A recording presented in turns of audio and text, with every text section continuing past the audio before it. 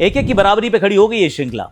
वैसे कहते थे टॉस जीतो मैच जीतो क्योंकि बाद में आती है ड्यू, लेकिन ऐसा नहीं है। टॉस जो जीतता है एक्चुअली वो मैच हारता है। भारत टॉस तो जीत गया पर मैच हार गया। बहुत सारे रन हमने कंसीड किए।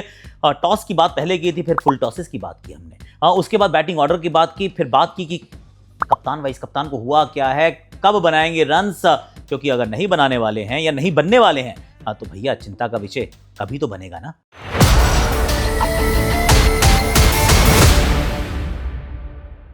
हैशटैग आकाशवाणी में आप सभी का हाथ जोड़ के स्वागत है, गले लगा के स्वागत है। एक्चुअली कैसे हो आप लोग? आई रियली होप कि आप अच्छे होगे और सब्सक्राइब जरूर कर लेना। प्लीज़ डू सब्सक्राइब, अच्छा लगता है मुझे आप सब्सक्राइब करते हो तो। वैसे कल मैं धुरंधर भी देख के आया, मेरी समझ नहीं आ रही कि ये इतना बवाल हो क्यों रखा है। पिक्चर तो मुझे ठीक ठाक से लगी, मतलब ऐसी कोई ट्रिगर वाली मूवी नहीं लगी कि इसको मतलब कोई ट्रिगर हो जाए। आधी जनता जो है देश जो ट्रिगर हो रखा है, गॉट नो आइडिया व्हाई। ये आई मीन ठीक है, पाकिस्तान में क्या हुआ कैसे हुआ, मे बी पिक्चर थोड़ी सी लंबी थी, मे बी बहुत ज्यादा वायलेंस था, मतलब okay fine, you can have your issues, पर ट्रिगर क्यों हो रहे हो यार? I don't get it. Again I am not a movie critic, पर मुझे तो ठीक सी लगी पिक्चर। मुझे तो गुस्ताखिश भी अच्छी लगी थी पिक्चर। तो मैं तो आजकल पिक्चरें बहुत देख रहा हूँ, बड़ा मजा आ रहा है। पर पिक्चर तो मुझे देखनी थी शाम को भी नई न्यू चंडीगढ़ मुल्लापुर स्टेडियम में कि भैया बनेंगे रन, जीतेंगे मैच, क्योंकि 2-0 से अगर आप आगे हो जाते हैं तो फिर आपकी श्रृंखला नहीं हारने वाली। बॉल ऑलमोस्ट गारंटीड थी, पर अब नहीं कह सकते हम ये बात। इनफैक्ट अब साउथ अफ्रीका वो टीम बन गई जिन्होंने हमसे सबसे ज्यादा T20 क्रिकेट में हराया भी है। I think 13 times they have defeated us. कोई टीम इतनी पास नहीं पहुंची है। और इस मैच में तो हम टॉस भी जीत गए थे, मतलब सरप्राइज हम टॉस भी जीत गए थे। पर मैं वहां से शुरू नहीं करने वाला हूँ, वो जो रन्स पड़े हैं उसकी बात नहीं करूंगा। पहले मैं बात करने वाला हूँ भारतीय उप कप्तान की, शुभमन गिल की, क्योंकि यहाँ तो खाता ही नहीं खुला है। अब पिछले मैच में तो फिर भी लगा था कि चलो यार बहुत ज़्यादा डेस्परेट है, जल्दी भागने का प्रयास करें, आउट हो गए। इस बार तो खाता ही नहीं खोल पाए हैं। तो फिर आप कहते हो यार क्वेश्चन तो है। वो भारतीय टीम के उप कप्तान है, तो उप कप्तान को जनरली आप कहते हैं कि लॉन्गर रोप मिलता है, वो क्योंकि उप कप्तान बनता भी इसलिए कि वो टीम का बेहतरीन खिलाड़ी है, बहुत महत्वपूर्ण अंग है टीम का। तो आप you want to stay with him, invested और लॉन्गर रोप। पर कितने दिन तक ना, ये सवाल तो आएगा, क्योंकि शुभमन का बड़ा इंटरेस्टिंग एक्चुअली चयन भी हुआ ना, क्योंकि जब 2024 का वर्ल्ड कप हुआ था, अगर हम कंटिन्यूटी की बात करते, प्रेफरेंस की बात करते, तो उस टीम में तो एक्चुअली यशस्वी जायसवाल थे। फिर यशस्वी पीछे रह जाते हैं, शुभमन गिल आगे आ जाते हैं, और उसके बीच में संजू सैमसन अच्छा करते हैं पर उनको भी बाहर रखा जाता है। तो ऑब्वियसली देयर आर क्वेश्चंस, और इन क्वेश्चंस को आप हाइड नहीं कर सकते हैं। यू कांट, मतलब उनसे आप खुद को भी हाइड नहीं कर सकते। मतलब ऐसा होता है ना कि सामने है, अब आप इसको नजरअंदाज नहीं कर सकते। तो मैं तो ये कह रहा हूं कि वाइस कैप्टन जरूर हैं और आप चाहते हैं कि रन बनाए और ये टीम का बहुत इंपॉर्टेंट कोर का हिस्सा बने रहें, पर अगले 3 मुकाबलों में रन बनाने पड़ेंगे यार।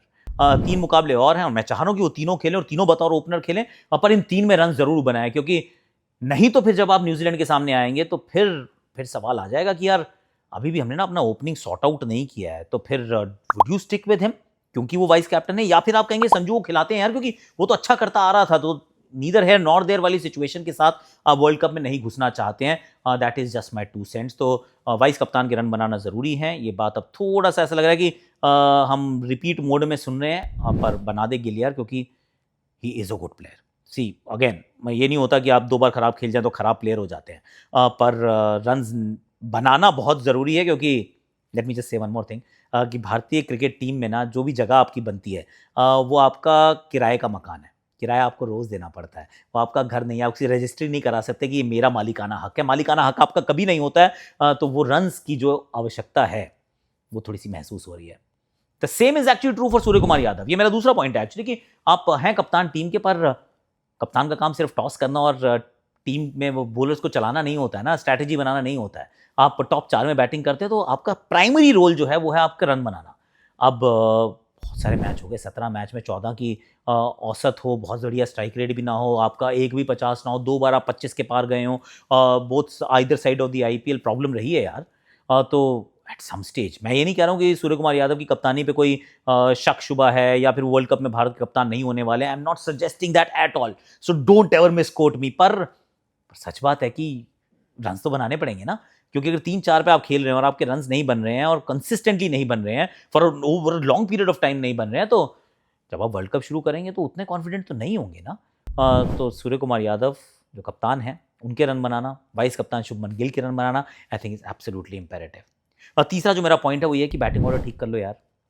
एंड आई से this with a lot of seriousness कि 214 आप चेस कर रहे हैं, छोटा टोटल नहीं है, 214 आप चेस कर रहे हैं, पहले ओवर में शुभमन गिल आउट हो जाते हैं।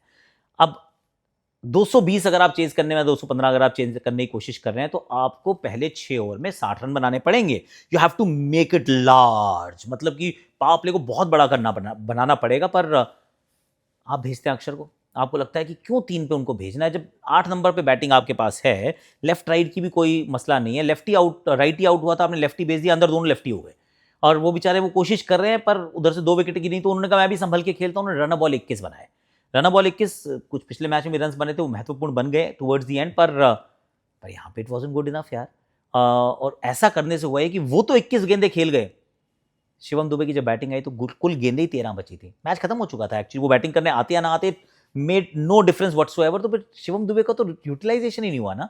ये तो वो वाली लड़ाई थी जो सामने से जीती जाती है, मतलब जो आपकी हैवी आर्टिलरी है, जो आपकी टैंक वैंक है, सारे आगे भेजो, ये नहीं तो नहीं जीत सकते हो। ये वो 215 रन की लड़ाई है। तो ऐसे में आप अपनी रिसोर्सेज को बचा के रखें कि बाद में आके कुछ हम करेंगे, तब तक तो चिड़िया चुग गई खेत यार। तो आई थिंक इस मुकाबले में जो हम बार बार जो हम बैटिंग ऑर्डर को बदलते हुए देख रहे हैं, और ये हमने देखा है कि एक्चुअली गौतम गंभीर की कोचिंग में T20s में आई थिंक 7, 8, 9, 10 इस तरीके के बल्लेबाजों का इस्तेमाल हुआ है 3, 4, 5, 6 पे। It is actually huge number. कोई कंसिस्टेंसी नहीं है वहाँ पर। येस, फ्लेक्सिबिलिटी इज़ गुड, पर बहुत ज़्यादा फ्लेक्सिबिलिटी अगर हो जाती है ना, तो मजबूती चली जाती है। लोहा फ्लेक्सिबल नहीं होता है, स्टील फ्लेक्सिबल नहीं होता है। तो मजबूती अगर आप ढूंढ रहे हैं, तो उसके लिए कई बार स्टेबिलिटी भी चाहिए होती है। लचीलापन is great, but that does not always mean strength. ये एक बात जरूर याद रखिएगा। तिलक वर्मा के लिए एक स्पेशल मेंशन है, क्योंकि बहुत बढ़िया उन्होंने बैटिंग की और वो करते आ रहे हैं। और जिस तरीके की वो फॉर्म में आप चाहते हैं कि उनको ज़्यादा ओवर खेलने को मिले, अक्षर को जब आप भेजते हैं तो आप उनके नंबर को और नीचे कर देते हैं, which is not a good thing यार। मतलब उनको थोड़ा सा आप और बेहतर करा सकते हैं। इस बार तो खैर गेंदबाजी ने बहुत डिसअपॉइंट किया, और गेंदबाजी ने एक्चुअली फास्ट बॉलिंग ने डिसअपॉइंट किया। और डिसअपॉइंट सिर्फ इस वजह से किया कि 16 तो वाइड थी यार। 16 वाइड का मतलब है कितनी एक्स्ट्रा गेंदें हमने डाल दी उसमें। उसके बाद आप देखते हैं कि कितनी फुल टॉसेस डाल दी हमने। मतलब हम कह रहे थे टॉस जीतना, टॉस हारना, टॉस पे कॉन्वर्जेशन कैसे जीतेंगे, व्हाटएवर एल्स, पर हम तो फुल टॉसेस पे चर्चा करने लग गए। और हम कह रहे हैं अगर ड्यू की वजह से तो साउथ अफ्रीका ने तो एक भी नहीं डाली, हमने डाली कुछ 13 फुल टॉसेस, और एंड के 3 ओवर में हमने 50 रन खाए, 49 टू बी प्रिसाइज। मतलब उसमें बुमराह भी है, उसमें अर्शदीप भी हैं। अर्शदीप के एक ओवर में एक्चुअली 7 वाइड्स थी, 7 वाइड्स, 13 बॉल का ओवर था वो। I mean once in a while ये चीजें हो सकती है, तो मैं वोंट बी टू क्रिटिकल, पर we were below par, way below par. Varun Chakravarthy was outstanding, उनकी गेंदबाजी बहुत बढ़िया थी। पर हमारी जो फास्ट बॉलिंग रही, जिसमें बुमराह और अर्शदीप थे, इनफैक्ट बुमराह का भी एक खराब सा स्टैट आ गया है कि पिछले 21 से 24 के 3 या 4 साल के समय में 20 पारियां उन्होंने गेंदबाजी की, मात्र 8 छक्के उनको लगे थे। इस साल 10 पारियों में 9 ऑलरेडी लग चुके हैं, ज़्यादा छक्के खा चुके हैं, आधी इनिंग्स में बॉलिंग की है।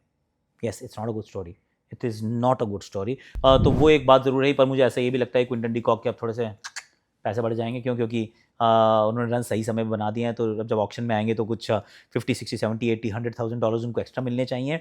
ओटनील बार्टमैन भी हो सकता है कि पिक हो जाए, क्योंकि 4 विकेट उन्होंने भी एंड में लिए हैं, बट ही इज़ ऑल्सो बड़ा यूजफुल बॉलर है, ऐसे 20 में अच्छा करता है, विकेट टेकर टाइप का बॉलर है। तो बैकअप बॉलर के रूप में शायद उनका भी नाम कहीं पर आ सकता है। और बार बार जितनी बार मैं देखता हूँ, मुझे लगता है अगर मार्को यानसन ये रिलीज़ हो जाते ना, ओए आग लगाया था ये बंदा इस बार ऑक्शन में, ये कैमरन ग्रीन के पैसे ले जाते।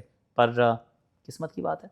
वैसे और एक और बात बताता हूँ, अगर मान लीजिए पुराना वाला पंजाब होता है तो नया पंजाब है, अगर पुराना पंजाब होता ना, तो जनरली वो ऑक्शन में बहुत सारे पैसों के साथ आते हैं और बहुत कम प्लेयर्स के साथ आते हैं।